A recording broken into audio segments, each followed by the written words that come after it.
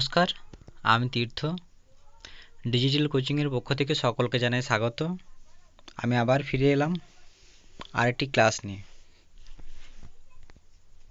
এবার করাবো narration change এর ইন্টারোগেটিভ বা WH কোশ্চেন সম্পর্কে।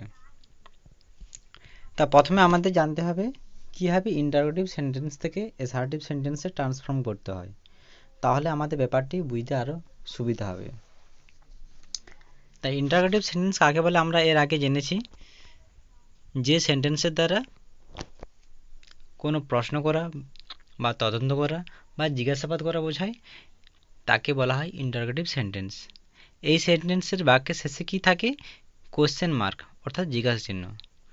তাহলে আমাদের ন্যারেশন চেঞ্জ করতে হলে আমাদের যেটা করা দরকার সেটা হলো ইন্টারোগেটিভ সেন্টেন্স থেকে অ্যাসার্টিভ সেন্টেন্সে ট্রান্সফর্ম করতে হবে। তাহলে উদাহরণের সাহায্যে দেখে নেওয়া যাক এবং রুলগুলো সম্পর্কে জানা যাক। Let's get start.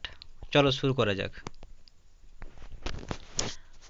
প্রথমে বলা হচ্ছে ইন্টারোগেটিভ সেন্টেন্স থেকে অ্যাসার্টিভ সেন্টেন্স করার নিয়ম।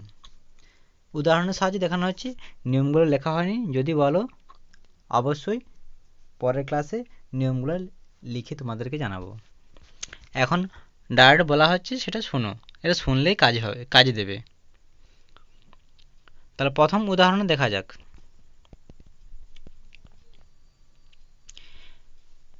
বাক্যের সম্পর্কে বলা আছে, ডু ইউ রিড বুক? তুমি কি বই পড়ো? এই বাক্যটিকে যদি অ্যাসার্টিভ সেন্টেন্সে করতে হয় তাহলে কি করতে হবে? ইউ রিড বুক অ্যান্সার হবে। এবার নিয়মটা বলি, যদি কোনো বাক্যে শুরুতে ডু থাকে, বিশেষ করে WH কোশ্চেনে বা ইন্টারোগেটিভ সেন্টেন্সে যদি শুরুতে কোশ্চেন মার্কের শুরুতে যদি ডু থাকে, তাহলে এই ডু ওয়ার্ডটিকে বাদ দিয়ে দিলেই আমরা পাবো যে বাক্যটি সেটি হবে অ্যাসার্টিভ সেন্টেন্স। তা ডুকে বাদ দিলে কি পড়ে থাকছে? You read book. তাই অ্যান্সারটা হলো ইউ রিড বুক। এটা অ্যাসার্টিভ সেন্টেন্সে এলো। যদি মনে করো ডিড দিয়ে শুরু হয়, কি দিয়ে শুরু হয়? ডিড দিয়ে। Did you see me? তুমি কি আমাকে দেখেছিলে?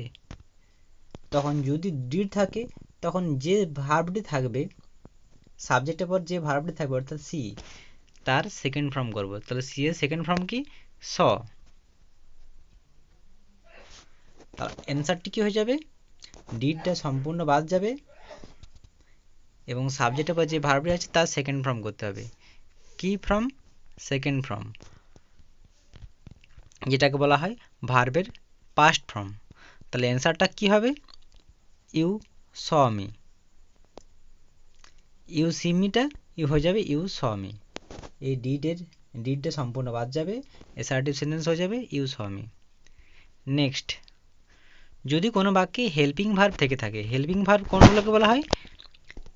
M, is, are, was, were, have, has, had, shall, should, will, would, may, might, must, এইসব ভার্বগুলো যদি থাকে একে হেল্পিং ভার্ব বলা হয়, অক্সিলারি ভার্ব বলা হয়। আর shall, should, will, would, can, could, may, might, ought to, dare, need এদেরকে বলা হয় মডাল ভার্ব। তা আমি যে ভার্বগুলো আলোচনা করলাম সেগুলো যদি বাক্যের শুরুতে থাকে তাহলে সেই অক্সিলারি ভার্বগুলো বা হেল্পিং ভার্বগুলো সাবজেক্টের পর বসাতে হবে। এবার দেখা যাক 3 নম্বর বাক্যে। দেখো, ক্যান ইউ হেল্প মি? তুমি কি আমায় সাহায্য করতে পারো? এই যে ক্যানটা হেল্পিং ভার্ব। যদি হেল্পিং ভার্ব থাকে সেই হেল্পিং ভার্বটাকে কান ধরে টেনে এনে সাবজেক্টের পর বসাবো। কার পর বসাবো? সাবজেক্টের পর। তাহলে কিন্তু আমার অ্যাসার্টিভ সেন্টেন্স হয়ে যাবে। যেমন ক্যান ইউ হেল্প মি, এটা হয়ে যাবে কি? You can help me. অ্যান্সারটা কী হবে? You can help me. তবে অ্যাসার্টিভ সেন্টেন্স হয়ে যাবে। সেরকমভাবে আরও কয়েকটা হেল্পিং ভার্ব যোগে দেওয়া রইল, তোমরা নিজেরা বলার চেষ্টা করো। Are you playing football? দেখো এখানে 8টা হেল্পিং ভার্ব আছে, ইউটা সাবজেক্ট আছে, তাহলে ইউ এর পর হেল্পিং ভার্বটা বসে যাবে। মানে ইউ আর প্লেয়িং ফুটবল। তাহলে অ্যান্সারটা দেখে নেওয়া যাক, ইউ আর প্লেয়িং ফুটবল। একইভাবে তোমাদের জন্য দেয়া হলো have you seen the Taj Mahal. কি দেয়া হলো? Have you seen the Taj Mahal. এই বাক্যটি অ্যান্সার তোমরা ভাবো।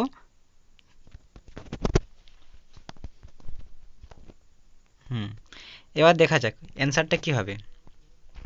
হ্যাভ ইউ, হ্যাভটা হচ্ছে হেল্পিং ভার্ব, তাহলে হেল্পিং ভার্ব থাকলে কি বলেছিলাম, সাবজেক্টের পর বসাতে, মানে এখানে বসবে। সাবজেক্ট আছে ইউ, ইউ এর পর বসবে, তাহলে অ্যান্সার কি হবে, you have seen the Taj Mahal. এটা অ্যাসার্টিভ সেন্টেন্স হয়ে গেল। এবার ন্যারেশন চেঞ্জের রুলগুলো সম্পর্কে জানতে হবে ইন্টারোগেটিভ সেন্টেন্সের ক্ষেত্রে। ইন্টারোগেটিভ সেন্টেন্সের ক্ষেত্রে যদি সেড বা সেড টু থাকে তবে করতে হয় আস্কড। কি করতে হবে? আস্কড।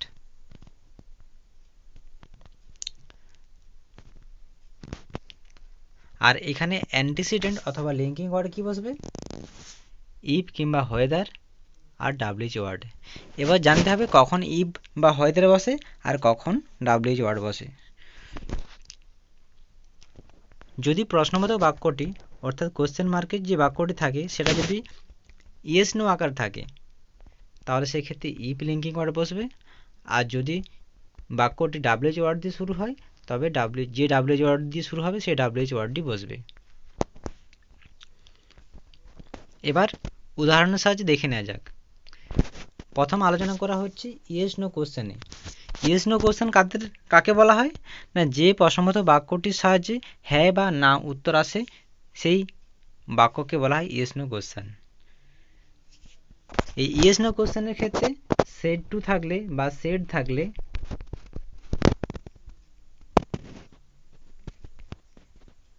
কি করতে হয়? আস্কড। এবং লিঙ্কিং ওয়ার্ড হিসেবে আসে ইফ কিংবা হোয়েদার। কি আসে? ইফ কিংবা হোয়েদার। এবার প্রশ্নে আলোচনা করা যাক।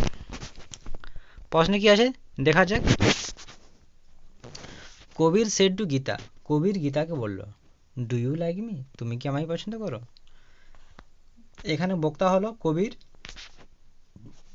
আর শ্রোতা হলো গীতা। এবার ডু ইউ লাইক মি, প্রথমে এই বাক্যটি কী করতে হবে? অ্যাসার্টিভ করতে হবে। মনে মনে তোমাকে অ্যাসার্টিভ ভেবে নিতে হবে, তা না হলে রাফে তোমাকে করতে হবে। তাহলে অ্যাসার্টিভ করলে কী হবে? বলেছিলাম যদি ডু থাকে ডুটা মনে মনে বাদ দিয়ে দেবে, মানে বাঁ হাত দিয়ে বন্ধ করে দাও, তাহলে কি পড়ে রইলো? You like me. এবার আমার ন্যারেশন চেঞ্জ হবে ইউ লাইক মি।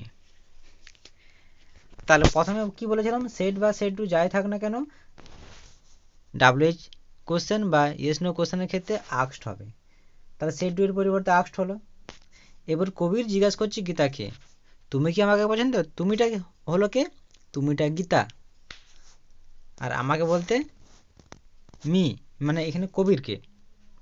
তাহলে গীতা যেহেতু মেয়ে তাই ইউ এখানে পরিবর্তিত হয়ে হবে সি, আর কবির যেহেতু ছেলে তাই মেয়ের পরিবর্তে হবে হিম।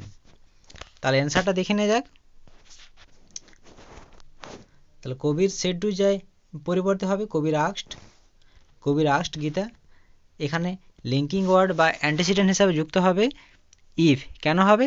কারণ এটা ইয়েস নো কোশ্চেন, সেই কারণে ইফ হলো। ইউ বলতে গীতা, ইউ এখানে সাবজেক্ট ফর্মে আছে। যদি সাবজেক্ট ফর্মে থাকে, যদি শ্রোতা আমি হই তাহলে আই হয়। শ্রোতা যদি কোনো ছেলে বা ছেলের নাম হয় তাহলে সেক্ষেত্রে প্রোনাউনটা হি হয়। আর মেয়ে বা মেয়ের নাম থাকলে সি হয়, আমরা এর আগে জেনেছি। তাই গীতা যেহেতু মেয়ে সেই কারণে সি হলো। এবার ভার্বের প্রেজেন্ট ফর্ম থাকলে বা ফার্স্ট ফর্ম থাকলে হয় সেকেন্ড ফর্ম বা পাস্ট ফর্ম। তাহলে লাইক ভার্বের ফার্স্ট ফর্ম ছিল, সেকেন্ড ফর্ম করা হলো লাইকড। আর এখানে মি বলতে বোঝানো হয়েছে কবিরকে।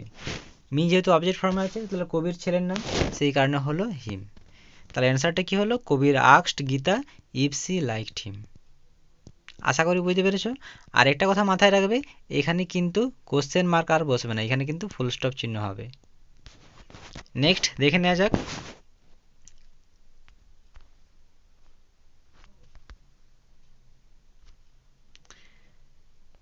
নেক্সট কোশ্চেন কি আছে?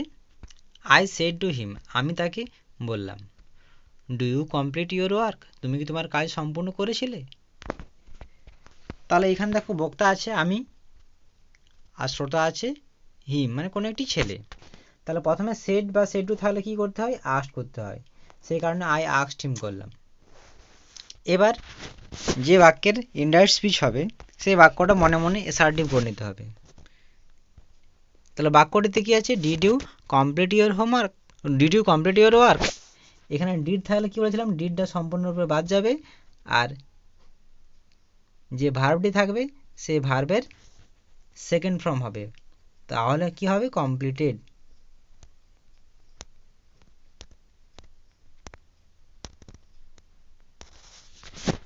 তাহলে ইউ কমপ্লিটেড ইউর ওয়ার্ক। এখানে ইউকে, ইউ শ্রোতার জন্য বলা হয়, তাহলে শ্রোতা কে ছিল? হিম, মানে কোনো ছেলে। তাই পরিবর্তিত হলে কি অ্যান্সার আসবে? আই আস্কড হিম ইফ, ইউটা যেহেতু ছেলে তাই সেই কারণে হলো হি, আর ভার্বটা সেকেন্ড ফর্ম আছে, সেকেন্ড ফর্ম তাহলে কি বলেছিলাম? হ্যাড হয়, এবং তারপর ভার্বের থার্ড ফর্ম হয়। তাহলে হ্যাড কমপ্লিটেড ইউর বলতে সেই ছেলেটির মানে হিজ, আর ওয়ার্ক আছে, ওয়ার্ক বসে গেল। তাহলে অ্যান্সারটা কি হলো? I asked him if he had completed his work. Next, Riya said to Tapan, Riya তপনকে জিজ্ঞেস করলো। কি জিজ্ঞেস করলো? Are you playing Free Fire? তাহলে বক্তা এখানে রিয়া, আর শ্রোতা হলো Tapan. Are you playing Free Fire, তুমি কি ফ্রি ফায়ার খেলতেছো? তাহলে রিয়া আস্কড, সেড টু এর পরিবর্তে কি হলো? রিয়া আস্কড তপন। যেহেতু এটা ইয়েস নো কোশ্চেন তাই লিঙ্কিং ওয়ার্ড হলো ইফ। ইফ এখানে ইউটাকে তপন, তাহলে হলো হি, তপন যেহেতু ছেলের নাম। এরপর বলেছিলাম যদি কোনো কোশ্চেন বা ইন্টারোগেটিভ সেন্টেন্স থাকে সেই বাক্যটি প্রথমে অ্যাসার্টিভ করতে হবে। তাহলে অ্যাসার্টিভ করলে কি দাঁড়ায়? যেহেতু এটা হেল্পিং ভার্ব যোগে আছে তাহলে হেল্পিং ভার্বের কান ধরে টেনে এনে সাবজেক্টের পর বসাতে হয় বলেছিলাম। তাহলে you are playing Free Fire, এই আরটা এখানে চলে আসবে ইউ এর পর, এই আরটা ইউ এর পর, মানে you are playing Free Fire. তাহলে ইউটা যেহেতু তপন তাই হি হলো, আর অ্যামিসার থাকলে ভার্বের চেঞ্জ হয়ে কি হয়? ওয়াজ কিংবা ওয়ের, হি এর পর ওয়াজ বসে সেই কারণে ওয়াজ হলো। পরপর দুটো ভার্ব চেঞ্জ হয় না, প্রথমে ভার্ব চেঞ্জ হয়েছে তাই প্লেইংটা প্লেইং রইল, আর ফ্রি ফায়ারটা গেমের নাম তাই ফ্রি ফায়ার রইল। তাহলে অ্যান্সারটা কি হলো? Riya asked Tapan if he was playing Free Fire. Next, the teacher said to the student, শিক্ষক মহাশয় ছাত্রটিকে বললেন। কি বললেন? Can you change the voice, তুমি কি ভয়েস চেঞ্জ করতে পারো? তাহলে এই বাক্যটা অ্যাসার্টিভ করলে কি হবে? যেহেতু হেল্পিং ভার্ব যোগে আছে মানে you can change the voice. তাহলে প্রথমে অ্যান্সারটা করলাম টিচার সেড টু এর পরিবর্তে টিচার আস্কড দ্য স্টুডেন্ট, শিক্ষক মহাশয় ছাত্রটিকে প্রশ্ন করলেন বা জিজ্ঞাসা করলেন। ইয়েস নো কোশ্চেন বলে ইফ লিঙ্কিং ওয়ার্ড বা অ্যান্টিসিডেন্টটা লিখলাম। এবার স্টুডেন্ট, এখানে স্টুডেন্টটা নির্দিষ্ট করে বলা হয়নি, স্টুডেন্ট হলো কমন জেন্ডার, ছেলেও হতে পারে মেয়ে হতে পারে, সেই কারণে হি কিংবা সি এই দুটোর মধ্যে যে কোনো একটি বসবে। আর মোডাল ভার্ব ক্যান থাকলে কি হয়? কুড, সেই কারণে কুড হয়েছে। তাহলে she could change the voice. The teacher asked the student if he or she could change the voice. আশা করি বুঝতে পেরেছ। এবার দেখে নিয়ে যাক ডাব্লিউএইচ কোশ্চেনে। ডাব্লিউএইচ কোশ্চেনের ক্ষেত্রে কি বলা হয়েছিল? যে ডাব্লিউএইচ ওয়ার্ড থাকবে সেই ডাব্লিউএইচ ওয়ার্ড লিঙ্কিং ওয়ার্ড হিসাবে যুক্ত হবে। প্রথম প্রশ্ন, Arpita said to Sayan where do you live. তাহলে হোয়ার এখানে ডাব্লিউএইচ ওয়ার্ড ছিল, লিঙ্কিং ওয়ার্ড হবে কি? হোয়ার। বাকি পড়ে রইল কি? Do you live. তাহলে এটাকে অ্যাসার্টিভ করবো, ডু থাকলে বলেছিলাম ডুটা সম্পূর্ণ বাদ যায়, তাহলে কি পড়ে রইল? You live. তাহলে ইউ লিভের নারেশন চেঞ্জ করতে হবে। তাহলে অ্যান্সারটা দেখে নেওয়া যাক। তাহলে অর্পিতা সেড টু, যেহেতু এটা প্রশ্নগত বাক্য তাহলে সেড টু এর পরিবর্তে হলো আস্কড। তাহলে অর্পিতা আস্কড সায়ন। এটা ডাব্লিউএইচ কোশ্চেন ছিল বলে কমা ইনভার্ট কমা উঠে লিঙ্কিং ওয়ার্ড হলো হোয়ার। কেন হোয়ার হলো? কারণ হোয়ারটা প্রশ্নবোধক বাক্যে লিঙ্কিং ওয়ার্ড ডাব্লিউএইচ ওয়ার্ড হিসাবে ছিল। তা বলেছিলাম যে ডাব্লিউএইচ ওয়ার্ড দিয়ে বাক্যটা শুরু হয় সেই ডাব্লিউএইচ ওয়ার্ড লিঙ্কিং ওয়ার্ড হিসাবে ব্যবহৃত হয়। এবং ডু দিয়ে বাক্য শুরু হলে ডুটা বাদ যায়, ইউ লিভ পড়ে রইল। এবার ইউটা হচ্ছে সায়ন, সেই কারণে হলো সায়ন ছেলের নাম, তাই হি হলো। আর লিভ ভার্বের ফার্স্ট ফর্ম আছে, তাই সেকেন্ড ফর্ম হলো। তাহলে অ্যান্সার কি হলো? Arpita asked Sayan where he lived. Next, Amit said to Shilpa. Amit শিল্পাকে বলল হোয়াট ইজ ইয়োর নেম। তাহলে এখানে ডাব্লিউএইচ ওয়ার্ড যোগে যে ইন্টারোগেটিভ সেন্টেন্সটা আছে তার কি? What is your name. তাহলে হোয়াটটা আমার লিঙ্কিং ওয়ার্ড হয়ে গেল, এটা বাদ চলে গেল, কি পড়ে হলো? Is your name. এটাকে অ্যাসার্টিভ করলে কি হবে? Your name is. এবার দেখো সেড টু আছে, তাহলে অমিত আস্কড শিল্পা হলো। যেহেতু ডাব্লিউএইচ ওয়ার্ড দিয়ে শুরু হয়েছিল, সে ডাব্লিউএইচ ওয়ার্ডের লিঙ্কিং ওয়ার্ড হলো। ইয়োর নেম বলতে কার? এই শিল্পার নাম। শিল্পা যেহেতু মেয়ে তাই হার হলো, হার নেম। আর ইজ থাকলে ওয়াজ হয়, মানে ভার্বে চেঞ্জ হয়ে বলেছিলাম অ্যামিজার থাকলে ওয়াজ ওয়ের হয়। তাহলে অ্যান্সারটা কি হলো? Amit asked Shilpa what her name was. Next, Sathi said to Rohit. Sathi রোহিতকে বলল when will you go to Kolkata tomorrow. আগামীকাল কখন তুমি কলকাতা যাবে। দেখো এটা ডাব্লিউএইচ ওয়ার্ড যোগে কোশ্চেন সেন্টেন্স, সেই কারণে সেড টু এর পরিবর্তে কি হলো? সাথী asked Rohit.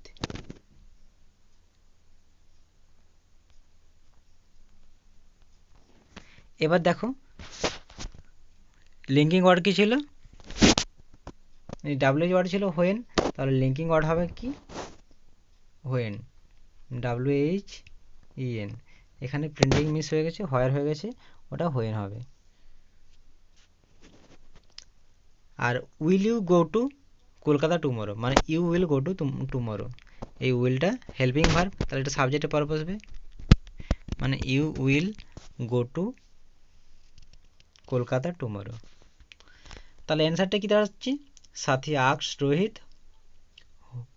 When he would go to Kolkata the next day. Tomorrow থাকলে নেক্সট ডে হয়, সেই কারণে এটা নেক্সট ডে হয়েছে। নেক্সট,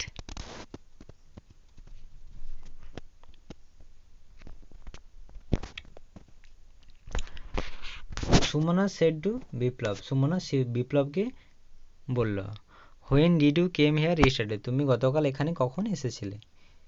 সুমনা সেড টু এর পরিবর্তে সুমনা আস্কড বিপ্লব। এখানে ডাব্লিউএইচ ওয়ার্ড ছিল কি? হোয়েন, তাই হোয়েনটা লিঙ্কিং ওয়ার্ড হিসেবে বসলো। এবার এই বাক্যটা একটু ভেবে দেখো, did you came here yesterday, মানে বাক্যটা কি হবে? ইউ কাম, ডিড থাকলে ভার্বের সেকেন্ড ফর্ম বসে, তাহলে কামটা হবে কেম হেয়ার ইয়েস্টারডে। এই বাক্যটা দাঁড়াচ্ছে। তাহলে সুমনা আস্কড বিপ্লব হোয়েন। এবার ইউটা হলো বিপ্লব শ্রোতা আছে, তাই যেহেতু ছেলের নাম তাই হি হলো। এবার দেখো কেম, ভার্বের সেকেন্ড ফর্ম আছে, ভার্বের সেকেন্ড ফর্ম থাকলে হ্যাড প্লাস ভার্বের থার্ড ফর্ম বসে, সেই কারণে হ্যাড বসলো। আর কাম ভার্বটা থাকলে গো হয়, তাহলে কাম কেম কাম, গো এন্ড গন, তাহলে কামটা চেঞ্জ হয়ে গন হলো। হেয়ার থাকলে দেয়ার হয়, সেই কারণে দেয়ার হলো। ইয়েস্টারডে থাকলে দ্য প্রিভিয়াস ডে। তাহলে পুরো অ্যান্সারটা কি দাঁড়ালো? Sumana asked Biplab when he had gone there the previous day. আজকের ক্লাস এই পর্যন্ত। ক্লাসটি ভালো লাগলে অবশ্যই লাইক, কমেন্ট, শেয়ার করবে। আর কোনো জায়গায় অসুবিধা হলে অবশ্যই কমেন্ট বক্সে লিখে জানাবে, কমেন্টে পড়ে তোমাদের সেই